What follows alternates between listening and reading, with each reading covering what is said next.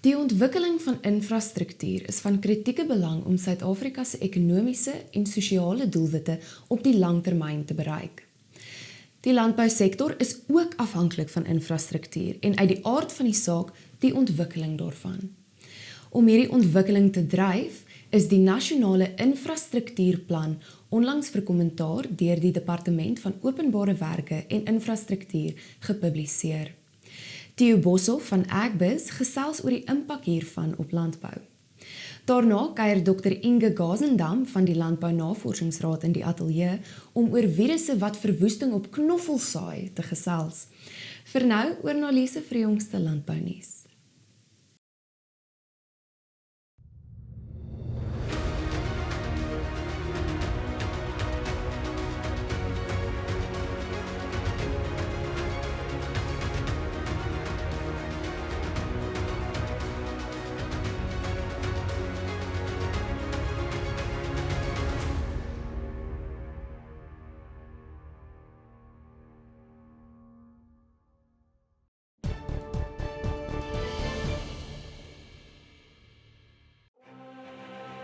AGT Foods Africa, from producer to the world.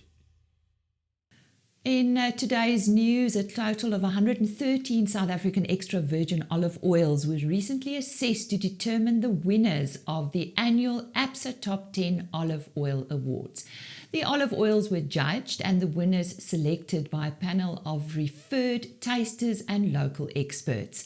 The panel was led by Italian Olive Oil Authority and panel leader Dr. Aldo Mazzini.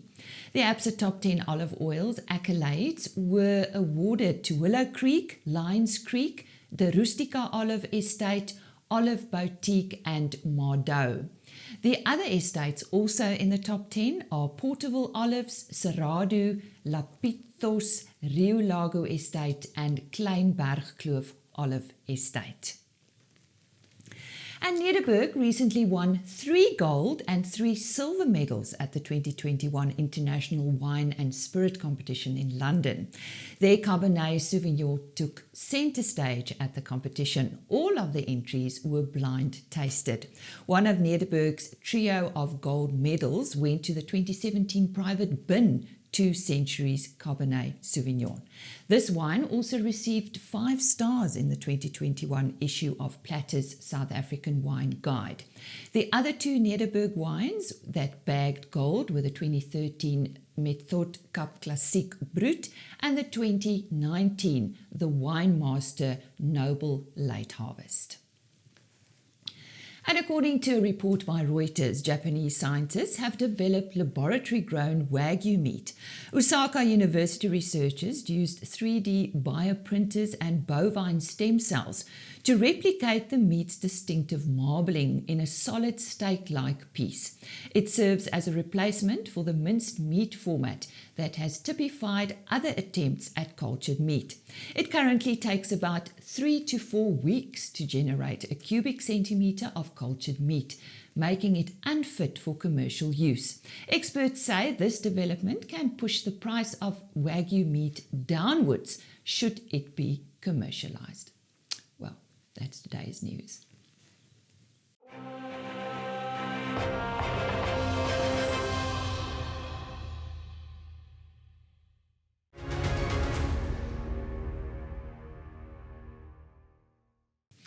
Die Nasionale Infrastruktuurplan is onlangs gepubliseer vir kommentaar deur die Departement van Openbare Werke en Infrastruktuur. En ek gesels vandag hieroor met Theo Boshoff van Agbiz. Theo, waaroor gaan hierdie plan en hoekom is dit belangrik vir landboubesighede en die landbousektor as sulks? So die infrastruktuurplan wat nou onlangs gegazetteer was vir openbare kommentaar, dit is eintlik maar die padkaart vir infrastruktuur tussen nou en 2050.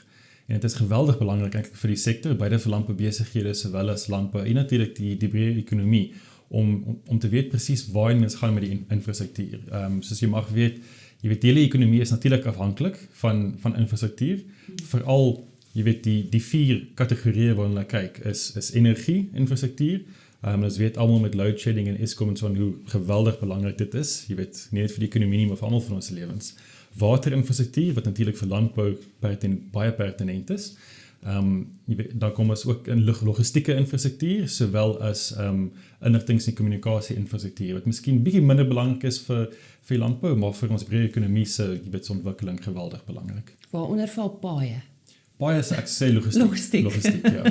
Want ek weet dis 'n kopseer. O ja. Nou kom ons praat oor daai logistieke infrastruktuur. Dis natuurlik vir die hele ekonomie belangrik, maar is daar enigiets wat van uitsonderlike belang is vir die landbousektor? Ja, nee, beslis. Jy weet beide die spoorweë, die paaie en die hawens natuurlik is geweldig belangrik veral vir die uitvoermark. As mens nou dink aan die vrugtebedryf, maar selfs die graanbedryf ook, as al groot opbrengs is as wat die laaste jaar was en in die jaar wat kom ook, dan is die hawens geweldig, jy weet, belangrik. En tot 'n groot mate was al relatief min, jy weet, belegging, veral wat in die hawens ingegaan het oor die laaste 20 jaar en die spoorweë natuurlik ook geweldig baie wat daar nodig is. Ons weet die probleem wat mens tans, jy weet, ondervind is dat ons logistieke is eintlik geweldig duur as jy vergelyk met ander land se jy weet met die landbousektor in ander lande, omdat dit alles op pad vervoer word.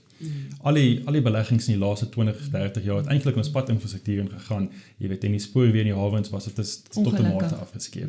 So daar's 'n baie groot druk om tussen nou en 2050 van die bulk landbou produkte soos graan byvoorbeeld weer van die pad af terug op die spoorweë te kry. Ja, ons hoop almal daarvoor. En die gedeelte oor energie? Ja, energie natuurlik ook baie belangrik. Ek dink die energie word eintlik maar gedomineer oor Eskom, jy weet, en die hele kwessie van om Eskom op te breek tussen die drie fases en om het meer mededingend te maak in ons energiesektor, waar dat tans jy weet 'n redelike monopolie is. Die hele kwessie van klimaatsverandering en hoe ons meer hernubare energie inbring tussen nou en 2050 is ook geweldige belangrike punt wat daar sou inkom. En daarvan soos ek sê, dit is eintlik die padkaart tot tussen nou en 2050, maar van dit is reeds in werking en van dit dink ek is reeds baie positief. Jy weet die onlangse afkondiging dat die drempel nou geskuif is van 1 megawatt na 50 megawatt toe, jy weet waar maatskappye self krag opwek om nie daai lisensie te hoef te kry, wat natuurlik geweldig minder van 'n administratiewe las is reeds baie positiewe stappe. So grootliks, jy weet, praat dit daarvan en dit praat ook van die ontsluiting van gas. Jy weet natuurlike gas amper as 'n proses tussen steenkool en hernubare energie. En dan water. Ek dink vir landbou is dit omtrent nommer 1. Is daar enige spesifieke voorstelle in hierdie verband, Theo? Daar is 'n klomp voorstelle. Daar is baie gedetailleerde spesifieke projekte, jy weet wat geprioritiseer word. Byvoorbeeld, jy weet in die Oos-Kaap die Umzimvubu dam wat jy weet wat ons mens hoor nou al daarvan vir die laaste, jy weet 5, miskien selfs 10 jaar, maar die plan sit nou baie uitdruklik, jy weet, tydslyne daarby en om 'n besproeiingsskema daar te bou. Die klem word ook baie sterk gelê op infrastruktuur met die water om, jy weet, nie net nuwe projekte nie, maar ook om bestaande, veral besproeiingsprojekte, staatsbesproeiingsprojekte, jy weet, bietjie op te jy weet reg te maak en seker te maak die onderhoud daarvan. Die onderhoud, absoluut, absoluut. En te keer van water is natuurlik, dit is 'n baie kosbare hulpbron en jy weet as dit nie goed geonderhou word nie, dan verloor mens geweldig baie van daai water. So dit is 'n groot kwessie, jy weet, en daar is baie klem gelê daarop. Miskien kan 'n bietjie meer detail wees in terme van, jy weet, in daai plan in terme van presies wat se projek hulle oogmerk, maar oorhoofs is dit redelik positief. Die voorstelle klink nou baie positief, maar is daar geld hiervoor, want ons is maar 'n arm land. Ja, nee, dit is natuurlik altyd, jy weet, die groot vraag en dit is een van die groot redes hoekom die infrastruktuur tot nou in die ontwikkeling nie so vinnig gegaan het nie. Veral as mens kyk na iets soos logistieke infrastruktuur, jy kry paaie wat en selfs spoorweë wat deur die munisipaliteit, deur die provinsie of deur nasionaal beheer word. So daar is, jy weet, daai kwessies en dit praat ook in die begrotings in terme van waar is die prioriteite vir die staat. So daar is 'n geweldige groot klem hier so gelê op sogenoemde public-private partnerships, in ander woorde om derde partye in te kry, besighede te kry om te investeer in die ontwikkeling van logistiek. Maar die raamwerk daarvoor moet nog steeds, die wetlike raamwerk moet toch baie beter ontwikkel word. Want as privaat maatskappye byvoorbeeld jy weet 'n waterverbruikingsvereniging wil investeer in die onderhoud van 'n waterskema, dan die vraag is natuurlik hoe jy weet kry mens daai kostes terug. Wat is jou return on investment? En al hierdie kwessies dink ek daai wetlike raamwerk moet nog mooi geontwikkel word, die detail daarin, maar oorhoofs die doelwit om privaat sektor meer betrokke te kry. Hulle praat byvoorbeeld selfs van die hawens om tot 'n mate van dit te privatiseer. Ek weet daai woord is altyd 'n bietjie contentious, maar jy weet om privaat maatskappye in vennootskap saam met die staat en saam met Transnet byvoorbeeld in die hawens met water en selfs logistiek daai infrastruktuur te ontwikkel. So dit is eintlik maar 'n groot manier om van daai hulpbronne in te kry. Net om jy af te sluit, die insette van landbou se kant af, ons gaan genoeg geleentheid kry om ons punt te stel en ons gewig daarin te gooi. Ja, so die eerste ronde van kommentaar is nou reeds ingedien, jy weet in die 1 Oktober, maar nou gaan dit gaan nog lank wees na die proses. Dit gaan nou na Netlek toe, waar daar waarskynlik vir 3 maande, jy weet, baie gedetailleerde besprekings sal wees, en daar natuurlik is al, jy weet, landbouorganisasies soos ons self wat betrokke is, jy weet, en deur daai kanale kan mens daai insette gee. Dit sal waarskynlik nie parlement toe gaan nie, want dit is nie wetgewing nie, maar as mens dink dit is die langtermyn padwerk, dan sal er wel nog, jy weet, hersienings wees en nog kanse wees om insette te gee. Dankie vir daai goeie nuus wat jy vir ons gebring het vandag. Ek dink almal van ons is maar bekommerd oor infrastruktuur in Suid-Afrika. Baie dankie. Ja, dankie vir die geleentheid. Dit is dan alles oor die Nasionale Infrastruktuurplan wat hopelik gaan realiseer.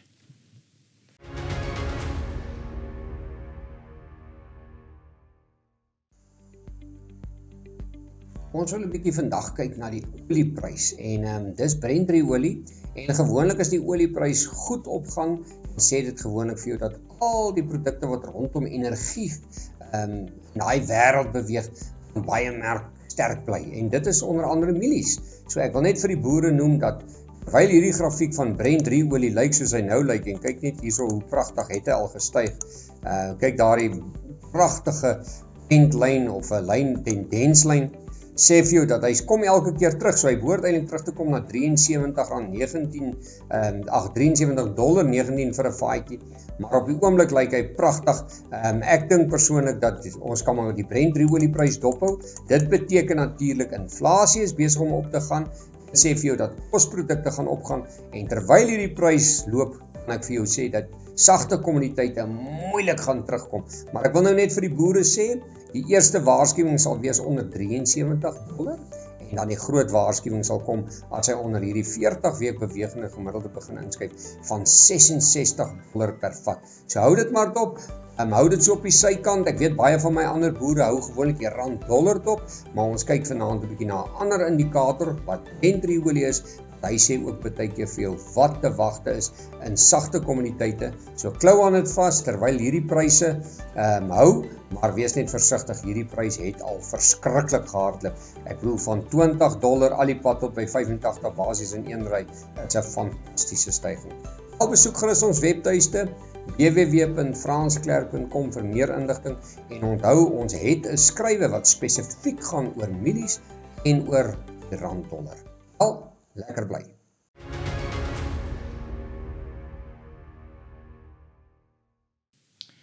As you are aware, one of our focus areas on Farm TV this year is garlic. And today our discussion will be about virus diseases in garlic. And I'd like to welcome Dr. Inge Gazendam.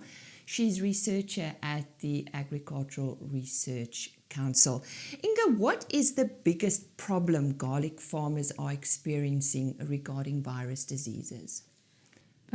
Both onion and garlic are members of the allium family and they are all very susceptible to viruses. And if farmers plant the infected planting material consecutively, they can have yield losses of up to 50%. So the way to detect the problem is to look on the leaves for symptoms of yellow mottling or striping or drying of the leaves. The leaves can also be stunted or misformed, and then that causes a yield loss in the crop. So which viruses causes the most damage to garlic? There's a whole range of viruses that occurs in garlic, but the main damaging one is called onion yellow dwarf virus. So it's in the potivirus group, but it comes in frequent co-infection with leek yellow stripe virus, which is also a potivirus. Then there's two other main important ones, which are called shallot latent virus and garlic common latent virus. They are in the calla virus group and they don't do much damage when they are alone in the plant, but when they occur in a co-infection with potiviruses, they cause very significant yield loss. Then there's a fifth group that's very important. They're the lexivirus group. They are a group of very similar viruses. They have similar genetic sequences. So why is it so difficult for garlic farmers to get rid of these viruses? So viruses spread mainly through vegetative transmission. So if farmers plant infected material, it gets transmitted through the crop. So as soon as you see an infected plant, you must remove it from the field immediately and destroy it. But then there's also volunteers or weeds that can harbor these viruses. So if you leave them in the field, if they're not removed, they can transmit it to clean garlic plants. And then both Poti and Carla viruses are transmitted by aphids. And the aphids can transmit the virus to a clean plant immediately after sucking sap from an infected plant. So it's not much use to spray with aphid-killing chemicals because the virus is already transmitted, so the damage is already done. Well, we're talking to Dr. Inge Gazendam from the ARC about garlic viruses. Don't go away. After the break, we'll continue.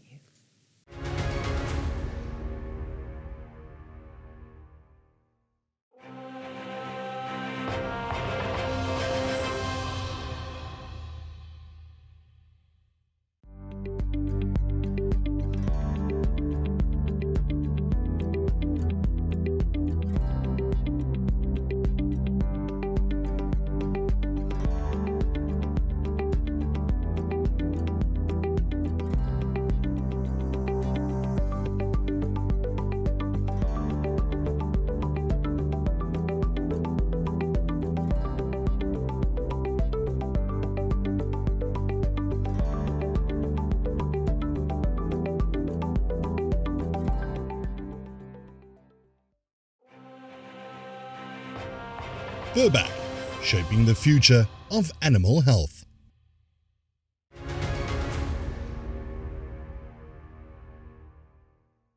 Welcome back. We are talking to Dr. Inge Gazendam from the ARC about virus diseases in garlic.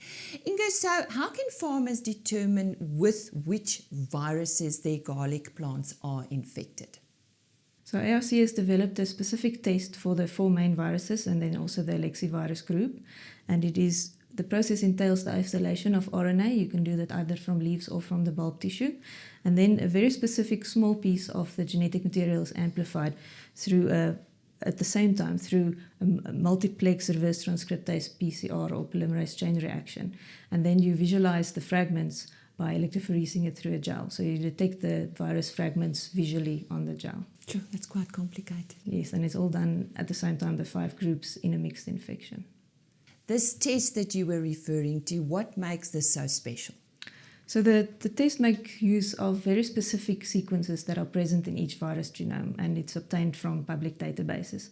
And then this is more sensitive than the previously used method that is called enzyme-linked immunosorbent assay. That method is very much dependent on the availability of an antibody that's very specific for the virus. Also because the test can detect all 5 of the virus groups in a mixed sample at the same time, it reduces the time and also reduces the cost of the assay. Now, as I mentioned, you are with the ARC. So do the ARC have any further solutions for garlic farmers with virus problems? They need advice. Yes. So the ARC is busy refining the virus elimination protocols of garlic in tissue culture. So enable to get rid of viruses that are in farmers' bulbs. And the different treatments can be performed on the garlic tissue in vitro, but the success of it depends on what virus is the problem, and also the cultivar of the garlic makes a difference to how it responds to the tissue culture conditions. So you need all that information. Yes. Additionally, we're also working on an effective in vitro multiplication method so that the virus-free material can be propagated in vitro. So the farmers have currently no place to source clean material, so we would like to be able to provide them with clean material, because if they carry on planting infected material, the viruses build up over time in the field. So when you start with clean material, you can then propagate it under insect or aphid-free conditions to generate more virus-free material. Lastly, ARC would love to add value to farmers' planting material by providing an easily identifiable quality assurance mark that attests to the quality of the material. So we believe that this development can set the to improve the garlic industry to a new level in South Africa. So are you in regular communication with garlic farmers in South Africa? We have a garlic farmer association that have come to us with samples to be tested. And unfortunately, all the samples were infected with at least 3 to 4 viruses of these 5 that we tested for. Oh my, that's a big bad problem. news. Right, that's a big problem. But anyway, at least you are there. Yeah. Inge, thank you very much for joining us today. My pleasure. Thank you. And that was Dr. Inge Gazendam from the ARC, and she spoke to us about virus diseases in garlic. So there you are. Please contact the ARC.